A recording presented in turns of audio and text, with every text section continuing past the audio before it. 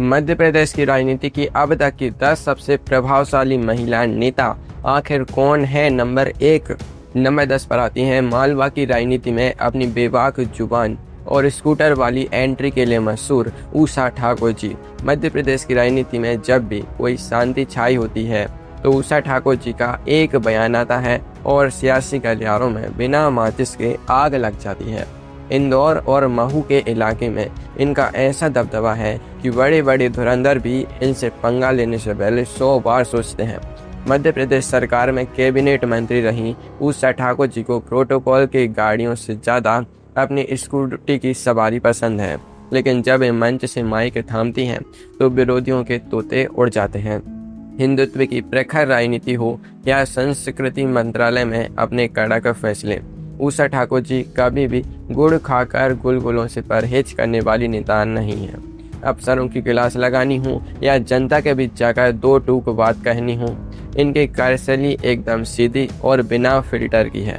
मालवा की इस तेज तर्रार नेत्री ने यह साबित कर दिया कि राजनीति में अगर आपकी जमीनी पकड़ मजबूत हो तो आपको किसी गॉड फादर की बैसाखी की जरूरत नहीं पड़ती। नंबर 9 पर आती हैं ग्वालियर के सियासी गलियारों की मामी जी यानी माया सिंह जी। मध्य प्रदेश की राजनीति में एक कहावत बड़ी मशहूर है कि शोर मचाने वाले सिर्फ सुर्खियां बटोरते हैं, लेकिन सरकार चलाने वाले खामोशी से फैसले लेते हैं, और माया सिंह जी इसी खामोश ताकत की मिसाल हैं। राज्यसभा सांसद से लेकर मध्य प्रदेश सरकार में नगरीय विकास और महिला बाल विकास जैसे भारी भरकम विभागों की कैबिनेट मंत्री रहीं माया सिंह जी का राजनीतिक मिजाज एकदम नपे तुले अंदाज वाला रहा है। ग्वालियर के सिंधिया घराने से रिश्तेदारी और भाजपा के शीर्ष संगठन में अपनी मजबूत पकड़ के दम पर इन्होंने बिना किसी फालतू ड्रामे के दशकों तक सत्ता के केंद्र में अपनी जगह बनाए रखी। जब भाजपा का राष्ट्रीय महिला मोर्चा संभालना हो या फिर भोपाल के बल्लभ भवन में बैठकर जटिल फाइलों का निपटारा करना, माया सिंह जी हमेशा सांप भी मर जाए और लाठी भी न टूटे वाली राजनीति करती हैं।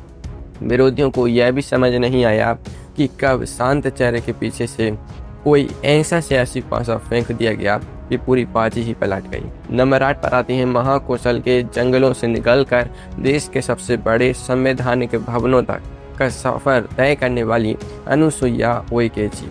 छिंदवाड़ा का नाम सुनते ही लोगों को सिर्फ कमलनाथ जी की ही याद आती है, लेकिन उसी गढ़ में रहकर अपनी अलग सियासी सल्तनत खड़ी करने वाली महिला का नाम अनुसुईया उइके जी है। मध्य प्रदेश में विधायक और मंत्री बनने से लेकर राज्यसभा सांसद और फिर छत्तीसगढ़ और मणिपुर जैसे संवेदनशील राज्यों की राज्यपाल बनने तक इनका सफर किसी फिल्मी कहानी से कम नहीं है। अनुसुईया उइके जी ने आदिवासियों की राजनीति को सिर्फ नारों तक सीमित नहीं रखा, बल्कि दिल्ली के नीति निर्धारकों की टेबल तक पहुंचाया है। अब सोचिए, एक आदिवासी महिला जिसके पास कोई सियासी खानदान नहीं था, वो जब राजभवन की लाल बत्ती वाली गाड़ी में बैठकर मुख्यमंत्रियों तक को संवैधानिक कायदे सिखाने लगी तो मध्य प्रदेश के पुराने मठाधीशों के पसीने छूट गए। लेकिन ठहरिए, राजनीति में सिर्फ सादगी ही नहीं चलती। आगे एक ऐसी नेत्री आ रही हैं जिन्होंने अपने शाही तेवरों से बड़े बड़े अफसरों को पसीने ला दिए थे। नंबर 7 पर आती हैं ग्वालियर चंबल की छोटी राजे यानी यशोधरा राजे सिंधिया जी। अगर राजनीति में शाही रौब और अनुशासन का कोई परफेक्ट कॉम्बो देखना हो तो यशोधरा राजे सिंधिया जी का नाम सबसे ऊपर आता है। शिवपुरी से 4 बार विधायक और ग्वालियर से लोकसभा सांसद रही यशोधरा राजे जी मध्य प्रदेश सरकार में जब खेल और उद्योग मंत्री बनी तो उन्होंने अफसरों की वो सुस्ती तोड़ी जिसकी मिसाल आज भी दी जाती है। इनके सामने कोई अधिकारी बहानेबाजी नहीं कर सकता था, क्योंकि अगर काम में जरा भी ढिलाई दिखी तो भरी सभा में डांट पड़ना तय था। मध्य प्रदेश में आज जो विश्व स्तरीय खेल अकादमियां और शूटिंग रेंज दिखती है वो इन्हीं की देन है। यशोधरा राजे जी की राजनीति का उसूल बड़ा साफ रहा। वो ना तो पार्टी आलाकमान के सामने कभी झुकी और न ही अपनी शर्तों से समझौता किया। जब लगा कि अब राजनीति में मन नहीं लग रहा तो एक झटके में चुनाव लड़ने से इनकार करके सबको हैरान कर दिया, क्योंकि राजे कभी किसी के इशारे पर नहीं अपनी मर्जी से चलती हैं। नंबर 6 पर आती हैं निमाड़ के तपते मैदानों से निकलकर विधानसभा में गरजने वाली डॉक्टर विजय लक्ष्मी साधु जी। पेशे से डॉक्टर और मिजाज से ठेठ आंदोलनकारी। विजय लक्ष्मी साधो जी मध्य प्रदेश कांग्रेस की सबसे मजबूत दलित आवाजों में से एक हैं। महेश्वर से 5 बार विधायक, राज्यसभा सांसद और मध्य प्रदेश सरकार में कई बार कैबिनेट मंत्री रही विजय लक्ष्मी साधो जी जब विधानसभा के फ्लोर पर बोलने खड़ी होती हैं तो सरकार चाहे किसी की भी हो, मंत्रियों के कान खड़े हो जाते हैं। उनकी खासियत यह है कि वे डॉक्टर की तरह मैच को पहचानती हैं और फिर सियासत का ऐसा कड़वा इंजेक्शन लगाती हैं कि सत्ता पक्ष तिलमिला जाता है। स्वास्थ्य से लेकर संस्कृति और नर्मदा घाटी विकास जैसे मंत्रालयों को संभालते हुए उन्होंने कभी अपनी छवि को दबने नहीं दिया।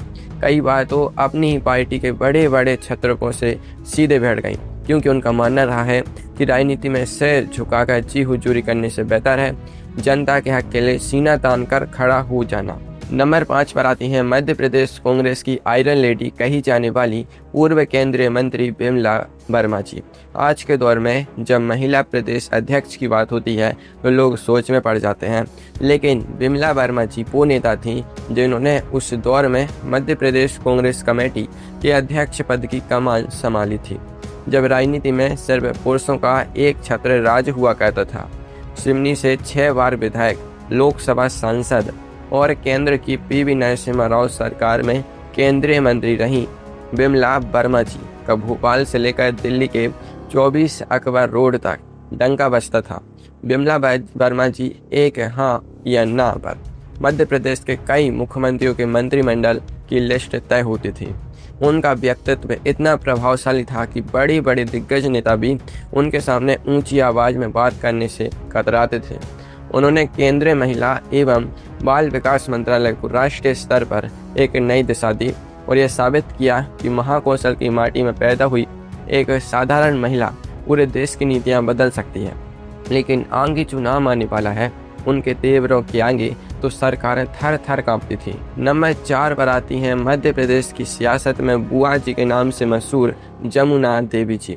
मध्य प्रदेश के इतिहास में अगर किसी ने विपक्ष का असली मतलब समझाया तो वो जमुना देवी जी ही हैं।